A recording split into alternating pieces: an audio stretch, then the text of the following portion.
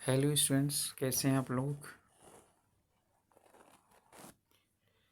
हम लोग हिंदी साहित्य का इतिहास पढ़ रहे थे। चलिए अब हम शुरुआत करते हैं और आज हम पढ़ेंगे हमारा अब काल विभाजन शुरू हो जा रहा है और उसमें हम पढ़ेंगे आदिकाल। आदिकाल 993 ईस्वी से 1318 ईस्वी तक माना जाता है, जो 1050 ईस्वी संवत से लेकर के 1375 संवत तक लिया गया था। उसी को ही आदिकाल को ईस्वी में बदल दिया गया है। ये हम पहले पढ़ चुके हैं। इसका नामकरण अलग अलग विद्वानों ने अलग अलग दिया है। पहले भी हम पढ़ चुके हैं, थोड़ा सा और पढ़ लेते हैं। इसको आदिकाल जो नाम दिया है वो दिया है हजारी प्रसाद द्विवेदी ने। वीरगाथा काल कहा है शुक्ल जी ने। वीर काल, ध्यान दीजिएगा, वीर काल जो कहा है वो विश्वनाथ प्रसाद सिंह ने कहा है। चारण काल जॉर्ज ग्रेगसन ने कहा है और हमारे राम कुमार वर्मा जी ने संधि चारण काल कहा है। यदि सिर्फ चारण काल आता है तो हम बोलेंगे जॉर्ज ग्रेगसन, और यदि संधि चारण काल आता है तो हम बोलेंगे राम कुमार वर्मा।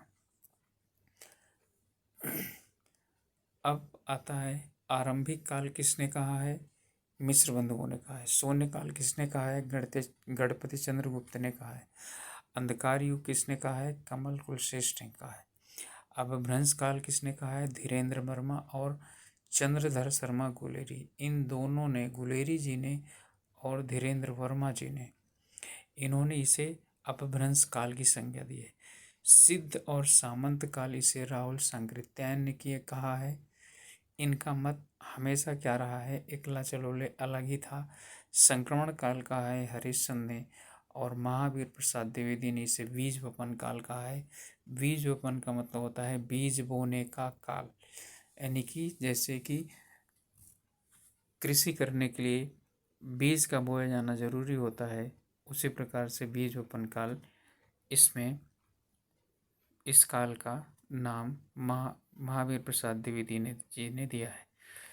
चलिए अब इसके बाद, ये नामकरण के बाद इसमें से एक क्वेश्चन जरूर पूछ लेता है, या तो फिर क्या करता है, मैच करने के लिए दे देता है।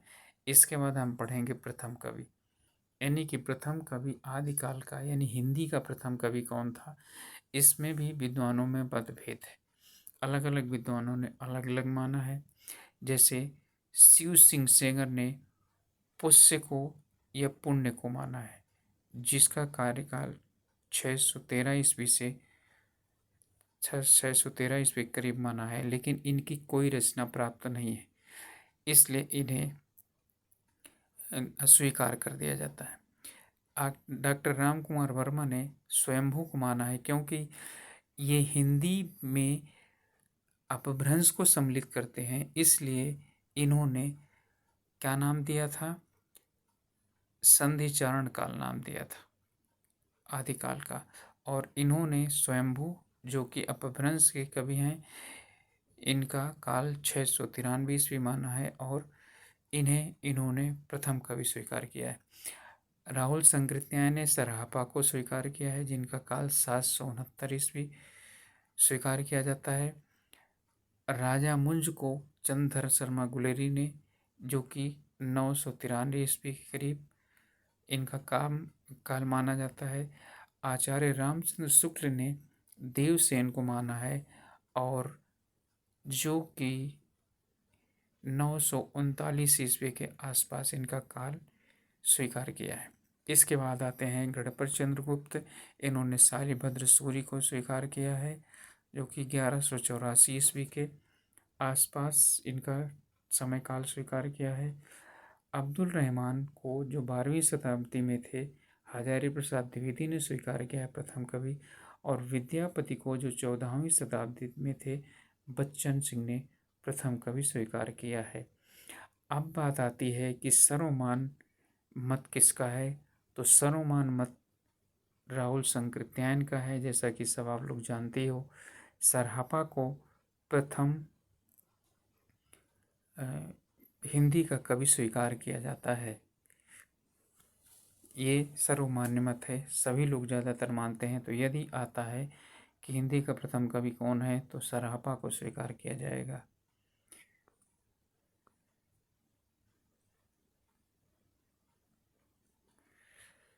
चलिए, अब हम इसके बाद पढ़ते हैं कि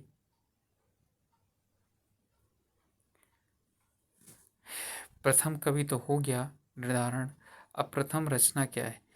अब जैसे सरापा या इनमें से किसी को भी जो भी लिया गया तो उसे ही हम मान सकते हैं, लेकिन उनकी सरापा चूँकि ये किसी ग्रंथ को इन्होंने नहीं लिखा और ये छिटपुट रचनाएं करते थे, इसलिए इनका कोई भी एक निश्चित ग्रंथ नहीं प्राप्त है। इसलिए श्रावकाचार्य देवसेन कृत, देवसेन को आचार्य शुक्ल ने माना है प्रथम कवि, तो इनके द्वारा लिखा श्रावकाचार जो 933 ईस्वी में लिखा गया है, इसे प्रथम हिंदी रचना स्वीकार किया जाता है। ये दोहा छंद में लिखी गई है। इसका छंद जो है वो दोहा छंद है। इसमें कुल 225 दोहे हैं और जिसमें श्रावकों और गृहस्थों के धर्म का वर्णन किया गया है। श्रावक एक प्रकार के साधु होते हैं जो जैन साधु होते हैं, उन्हें श्रावक कहा जाता है। चलिए, इनके बाद अब समझ में आ गया होगा कि देवसेन कृत श्रावकाचार्य को श्रावकाचार्य यानी श्रावकों का आचरण को प्रथम रचना स्वीकार किया गया है। इसके बाद आदिकाल की प्रमुख प्रवृत्तियां जो हैं वो क्या रही हैं या उनकी जो विशेषताएं रही हैं वो क्या रही हैं। तो इसकी प्रथम जो प्रवृत्ति है या विशेषता है वो ऐतिहासिकता का अभाव है। यानी जो इसमें रचनाएं मिलती हैं, जो इसके रचनाकार मिलते हैं, उनकी ऐतिहासिकता प्रामाणिक नहीं है। वो आगे पीछे हैं, ना उनकी कभी तिथि मिलती है, कोई उनके लिए निर्धारित यानी उनका इतिहास नहीं मिलता है। ये इसकी एक कमी भी कह सकते हैं, इसकी एक विशेषता भी है। इसके बाद है इसमें युद्धों का सजीवरण, यानी कि लेखकों ने अधिकांशतः अपने वर्णन में या अपने लेखों में युद्धों का सजीव वर्णन किया है, क्योंकि साथ में ये जाते थे अपने राजा के साथ और वहाँ से युद्ध देखते थे और फिर आकर के और उसका वर्णन करते थे। फिर है संकुचित राष्ट्रीयता। संकुचित राष्ट्रीयता से मतलब ये है कि कोई भी ऐसा राजा नहीं था जो संपूर्ण भारत पर जिसकी सत्ता रही हो, और ये अपने छोटे छोटे जो उनके प्रदेश थे, छोटे छोटे जो देश थे, जिन्हें देश भी कहा जा सकता है, उसी को ही राष्ट्र मानते थे। भारत इनके लिए कोई महत्वपूर्ण महत्व नहीं रखता था। तो ये इनकी जो राष्ट्रीयता थी वो संकुचित मानी जाती है, यानी एक भारत की एक कल्पना नहीं करते थे, बल्कि सिर्फ अपने के लिए। जैसे दिल्ली का शासक है तो दिल्ली की बात करता है, दिल्ली को ही महत्व देता है। इसे प्रामाणिकता में संदेह, जो इसके जो ग्रंथ लिखे गए हैं, जो इसके लेखक हैं, रचयिता हैं, ना तो वो प्रमाणित हो पाए हैं और ना ही इनके ग्रंथ प्रमाणिक हो पाए। यानी ये नहीं कहा जा सकता है अधिकांशतः जो ग्रंथ मिले हैं वो क्या चीज़ हैं, वो इनके जो ग्रंथ हैं इस काल के वो अप्रमाणिक हैं। इस काल में लिखे गए ग्रंथों में कल्पना की अधिकता है। अधिक काल्पनिक ग्रंथ जो है ये लिखे गए हैं। इसमें अपनी जो कवि है वो अपने कल्पना के आधार पर रचनाएं करते थे। इसके बाद है आश्रयदाताओं की प्रशंसा।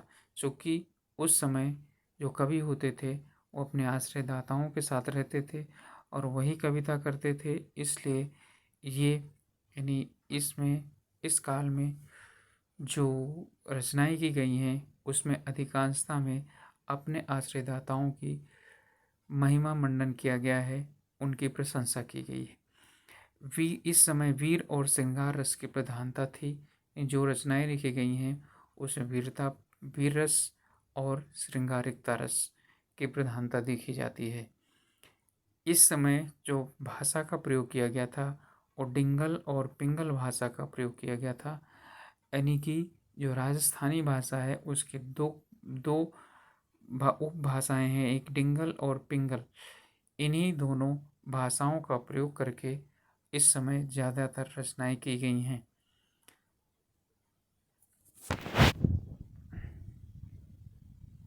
इसके बाद आता है कि इस काल में विविध छंदों का प्रयोग किया गया है।